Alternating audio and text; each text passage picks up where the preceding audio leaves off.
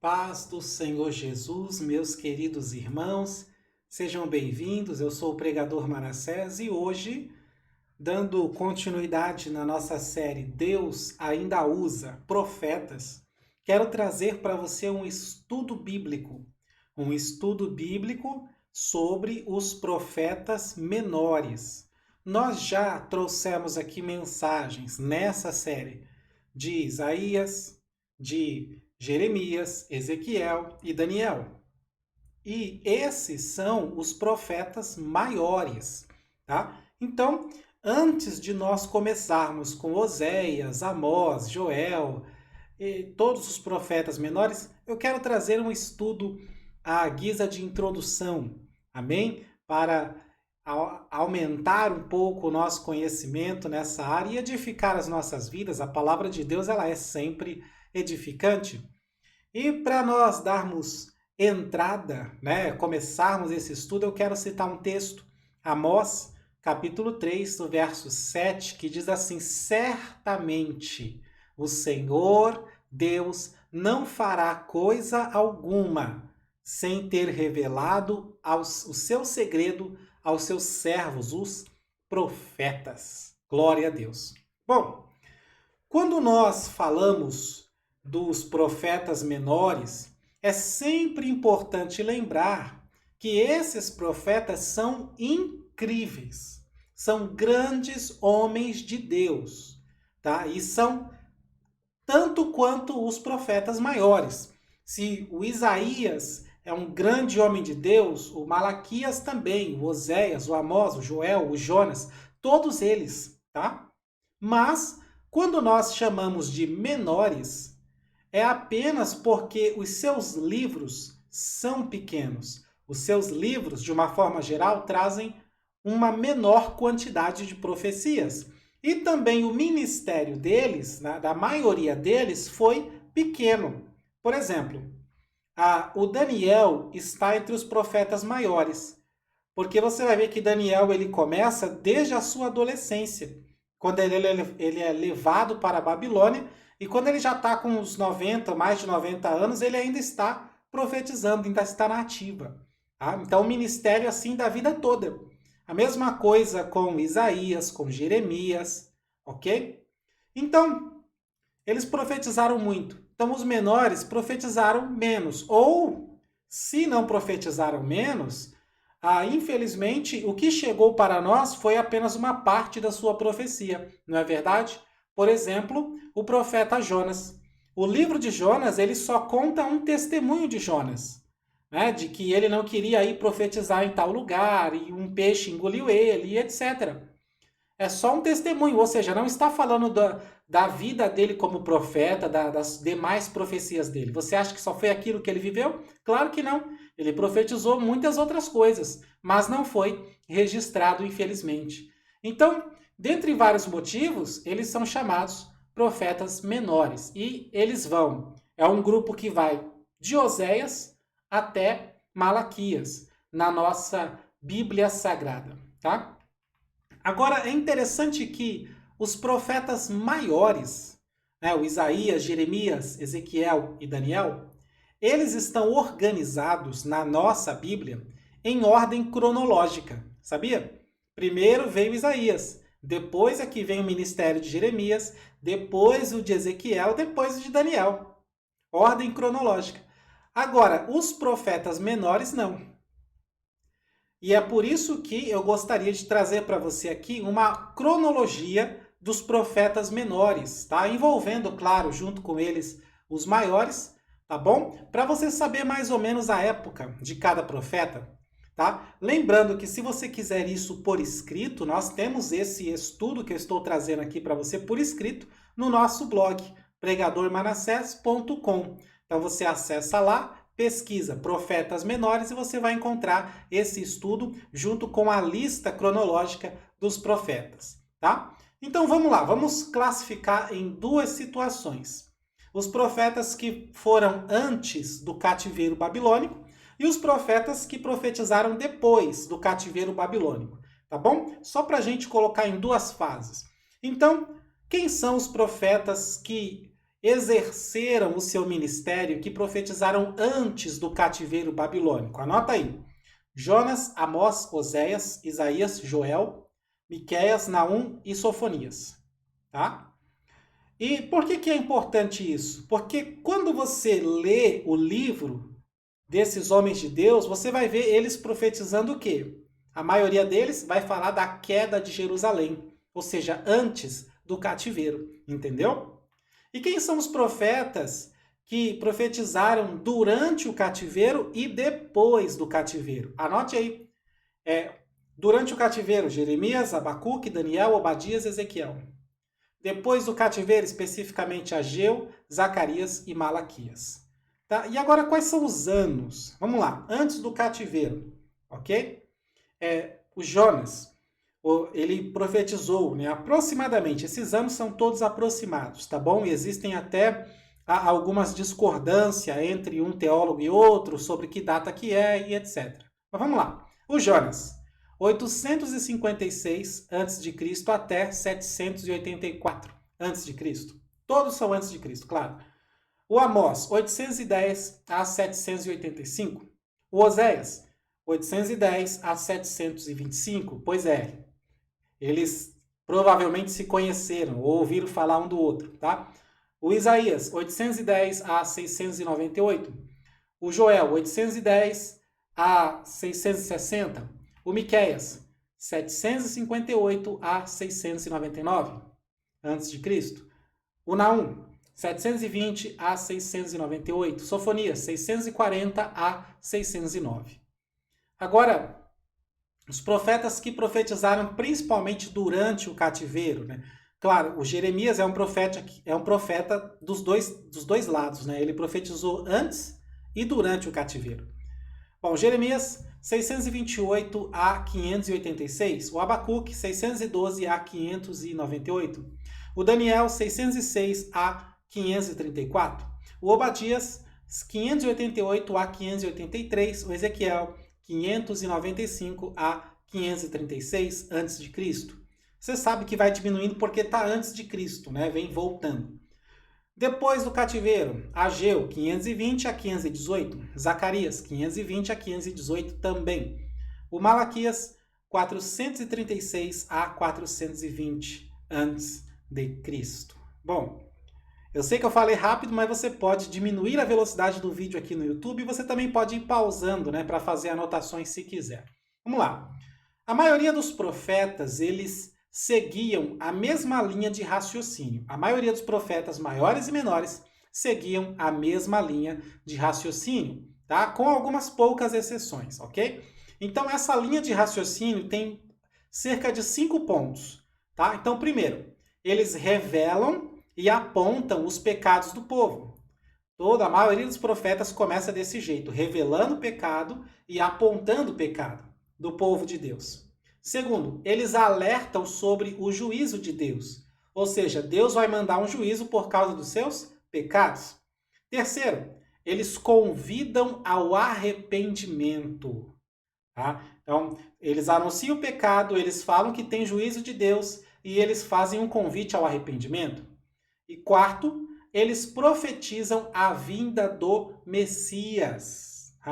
Então a maioria dos profetas falou sobre o Messias, tá? E mesmo aqueles que não falaram diretamente sobre o Messias viveram situações que apontam para o Messias. O próprio Jesus falou de Jonas, né? Assim como Jonas esteve 3 dias no ventre do grande peixe, enfim. E em quinto, eles anunciam um tempo de restauração em Israel. Esse é os 5 pontos da linha de raciocínio da maioria dos profetas, maiores e menores. Revelam e apontam os pecados, alertam sobre o juízo, convidam ao arrependimento, profetizam a vinda do Messias e anunciam um tempo de restauração em Israel. E você vai encontrar esses 5 pontos, não assim no livro inteiro. Você vai encontrar isso em várias profecias, né? Em vários capítulos e pregações que eles estão fazendo. Tem várias pregações desses profetas que começam assim, falando do pecado, depois fala do juízo, faz o convite ao arrependimento, fala do Messias e fala da restauração. Aleluia. Vamos lá, continuar. Essa linha de raciocínio é bem fácil de entender, tá? Vamos entender mais profundamente. Eles apontam os pecados do povo com base na lei de Moisés. Ser profeta não é só ficar acusando e dizendo que você está fazendo errado. Não é isso. Tem uma base, entendeu? Tem uma lei. Tá? A lei de Moisés, que na verdade é a lei de Deus. Certo? Então, pela lei de Deus, eles estão dizendo, olha, vocês estão infringindo a lei de Deus. Certo? E o apóstolo Paulo fala que a lei veio para isso mesmo, para mostrar o nosso pecado. Romanos 7:7. Depois, os profetas eles alertam sobre o juízo de Deus. Por que tem um juízo? Por que Deus se importa? Afinal, tem juízo para o mundo todo ou é só para Israel? Como é que é isso? Bom, no caso de Israel, eles falam do juízo de Deus porque Deus ele fez uma aliança com esse povo em especial, em particular. E é por causa dessa aliança que a lei existe. Então, com base na própria lei, na aliança que Deus fez, se o povo não cumprir a sua parte na aliança, eles serão julgados. Então, em outras palavras, o profeta ele está agindo como que um advogado de Deus, ou até mesmo um promotor, né, a favor de Deus, e defendendo Deus, dizendo que Deus tem todo o direito. Imagina um advogado chegando e falando, olha, o meu cliente tem todo o direito de julgar e condenar você porque você não cumpriu a sua parte na aliança que você fez com ele. É mais ou menos isso que o profeta faz. Veja sobre essa aliança em Êxodo, capítulo 19, verso 5. Tá? O juízo de Deus não é qualquer coisa. O juízo de Deus envolve morte e sofrimento. Tá? E esta é a punição da lei que eles estão desobedecendo. E, além disso, o juízo de Deus também envolve retirá-los da terra por causa da aliança com Abraão, Isaque e Jacó. Tá? A aliança com Abraão, Isaque e Jacó é justamente essa, dar a terra por herança. É o que Deus prometeu a Abraão, prometeu a Isaque, prometeu a Jacó. Entende? Então, a aliança feita com esses patriarcas para que todo o povo seguisse era o quê? Vocês têm que andar na fé de Abraão. Vocês têm que andar no exemplo de Isaque. Vocês têm que andar no propósito de Jacó, servindo a Deus. Porque se vocês não imitarem a fé dos seus patriarcas, então a promessa, a aliança que eu fiz com eles de dar uma terra se perde, fica sem sentido. Então, pela lei, né, o povo que descumpre a aliança feita com Deus, eles merecem sofrer, merecem morrer e ainda merecem perder a terra, porque não estão andando na fé de Abraão, certo? Só que tem um detalhe, Deus ele não pode matar todo o povo. Por que não? Ainda que todo o povo se desvie dos caminhos do Senhor, todo o povo de Israel, Deus não pode matar todos. Pela lei ele deveria, mas não pode. Por quê? Porque ele fez uma outra aliança com Davi. E a aliança davídica é de que sempre haveria um herdeiro no trono. Então Deus ele precisa deixar um remanescente na casa de Davi, da tribo de Judá, para que essa aliança fique firme. Ô glória! Se você está gostando do estudo até aqui, já deixa o like no vídeo. Se ainda não deu, irmão, não perde tempo, ajuda o canal, tá bom? E se você gosta de estudos assim, você vai se apaixonar pelos nossos cursos lá no Clube de Pregadores. Acesse lá clubedepregadores.com.br e veja os cursos bíblicos e teológicos que temos disponíveis, tá bom? Agora, por que Deus ele pode quebrar a aliança que é feita com Israel, que é feita a partir de Abraão, Isaque e Jacó, e por que ele não pode quebrar a aliança com Davi? Primeiro, porque a aliança da mosaica, a aliança da lei de Moisés, a aliança abraâmica, né, elas têm duas partes, tá? A aliança com Abraão anda na minha presença, ser perfeito, então te darei essa terra. Se você não fizer a sua parte de andar na minha presença, tá? Quando Deus ele fala para Abraão, sai da sua terra, da sua parentela, da casa do teu pai, Deus está dizendo, abandona os ídolos, abandona os falsos deuses. E é isso que Deus repete o tempo todo na lei de Moisés, dizendo, não adorarás outros deuses, não servirás outros ídolos, e etc, etc. Entendeu? Então essa é a aliança. Se não fizer isso, vai perder a terra. Por isso que eles perdem a terra de verdade. Eles são mandados para o cativeiro babilônico. E a aliança mosaica dá a Deus o direito, né, de trazer juízo, sofrimento e morte, caso esse povo não siga a lei de Deus, né, todos os mandamentos que tem ali na aliança mosaica. Então são duas partes, tem a parte de Deus e a parte do povo. Se o povo não faz a sua parte, então Deus não precisa cumprir a dele. Entende isso? Agora, a aliança davídica, Deus não pode quebrar. Por que não? Porque não foi Davi que pediu isso para Deus. Foi o próprio Deus que fez isso para Davi por ele mesmo. Portanto, a aliança davídica não depende de Davi, não depende do povo. Ela depende unicamente de Deus. Tá? Agora, a aliança do Sinai, ela depende que o povo faça a sua parte, sendo fiel a Deus. Veja alguns textos sobre isso. 2 Samuel 7,16, Lucas 1, 32, 33, Apocalipse 20, do verso 1 ao 6. Tá? Agora, é por causa da aliança com Davi que o povo não é todo destruído. E é por causa da aliança com Davi que Deus traz novamente esse povo do cativeiro. Porque esta aliança com Davi é, na verdade, a promessa da vinda, da chegada do Messias. O Messias é o herdeiro que sentou no trono de Davi e está lá até hoje, reinando para todo sempre. E sempre reinará. Glória a Deus. De maneira que toda vez que os profetas maiores e menores falam de Davi ou do herdeiro de Davi, eles estão, na verdade, se referindo ao Cristo, que veio, morreu, mas ressuscitou e vive e reina eternamente. Glória a Deus. Tá? Porque de Isaías para cá, Davi já passou faz tempo, já dormiu com seus pais. Então por que os profetas continuam falando de Davi? Ora, porque é um novo Davi que vai chegar, é o Messias. Tá? E é por isso que esses profetas chamam o povo ao arrependimento. Por quê? Porque ainda haverá salvação no Messias que virá, o qual eles também anunciam a sua chegada, porque este Messias, quando vier, finalmente irá restaurar Israel. Aleluia! Este é o centro da mensagem dos profetas, que começam, né, falando de pecado, juízo, mas sempre terminam com restauração e consolação.